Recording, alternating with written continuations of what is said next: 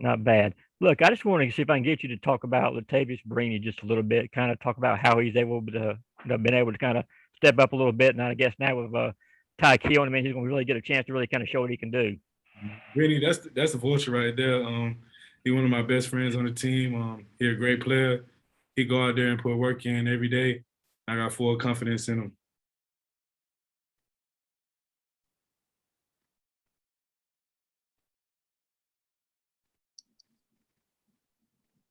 Okay, guess Jake doesn't have a question. We'll go to Mark Weiser and Connor Riley. Hey, Chris, how's it going? Hey, how you doing? Good. I also want to ask you kind of about the star. Who else is working in the mix there? And then, how's Darian Kendrick been in terms of kind of meshing in with you guys during this preseason? Yeah. At the star position, we got several different people working there.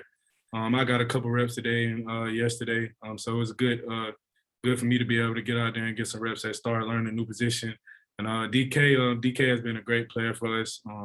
He's very locked in practice, and he doesn't take a day off. Hey, Chris, hope you're doing well. How have you seen Keely Ringo grow this fall, specifically because he wasn't really able to go through much last year with that shoulder injury? Mm-hmm. Keely has grown a lot. He's been locking in on his coverage, fits on the run, tackling, and everything like that, just like the rest of our freshmen. A lot of our freshmen have grown a lot during the spring and fall camp, and I have full confidence in them also.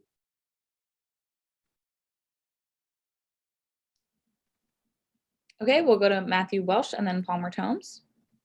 Yeah, Christopher, Amir talked last week about how his influence on the team has really started to grow. And I just want to know from your personal point of view, how have you been able to increase your influence, especially with Tyke going down?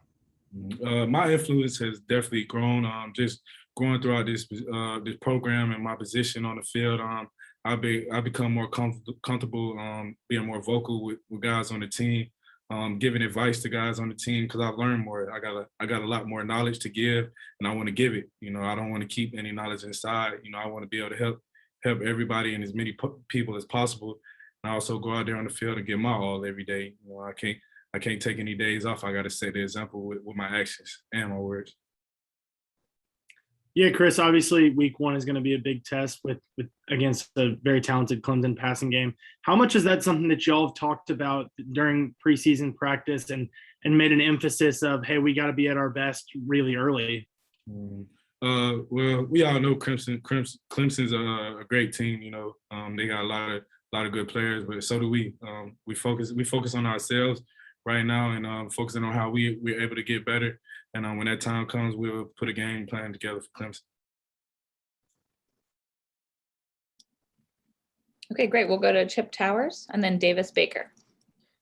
Yeah, Christopher, talking about Clemson, obviously you're getting inside that 2-week window here.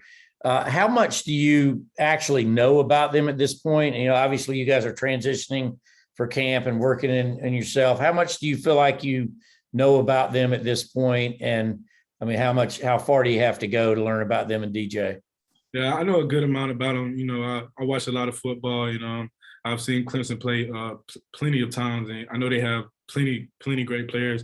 They got a great coach, great coaching staff, and they match up with us all across the board. I'm getting very familiar with them, and as we get closer and closer to that game, I'll be more and more familiar than I already am. Hey, Chris, I asked Justin Schaefer this the other day, but just, since you're a veteran now, was there anything different about your mindset coming into this camp? And just how did you feel that you performed on the field? Yes, sir. My mindset was totally different. I was way more locked in previous years, especially my freshman and sophomore year. During my junior and senior years, I approach practice way more different. I come in locked in, watch film. Like I said, I give advice to everybody on the field as much as possible, trying to gain knowledge from the coaches, other players. I ask a lot of questions, locking in on special teams, just all facets of the game. I want to improve and be able to be the best for my team. Yes, sir. That's it.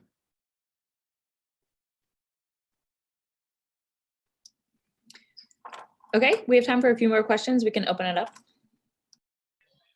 Chris, Jake Roos here. Just wanted to ask you about, one of the things we've heard is that this is a player-led team. Guys are really taking a a lot of autonomy when it comes to getting this team ready and getting them together. Can you speak about your role in that? And also, is that something that you've seen from this or from this team throughout this fall camp? Yes, sir. Well, throughout the fall and spring, the whole team, it's been a collective effort. We've been working on our 4 pillars: connection, composure, resiliency, and toughness. And I feel like we did a good job over the past couple of months being able to build that, and it's changed the culture around here. A lot of players are buying into this being a player-led team. And the team don't move without the players. So we know that we have to move the team, and we have to set the standard to be able to go where we want to go.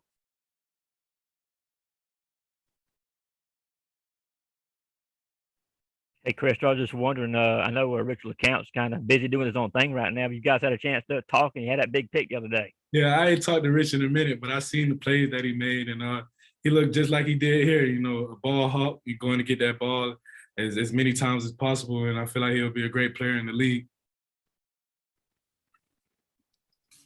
We have time for 2 more questions for Christopher. Hey, Chris, what makes Jordan Davis a good leader?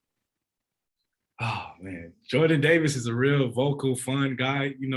Every time he steps in the room, he brings joy to everybody that's in there. And, obviously he's a specimen on the field. So he sets a good example with his actions, just going on that field and being a presence for us and stuff like that. He gained a lot of respect from everybody on the team and me over the past couple of years, and it's going to continue to grow. Chris, you talked about getting a look at Star. How much mixing and matching is still going on at this point?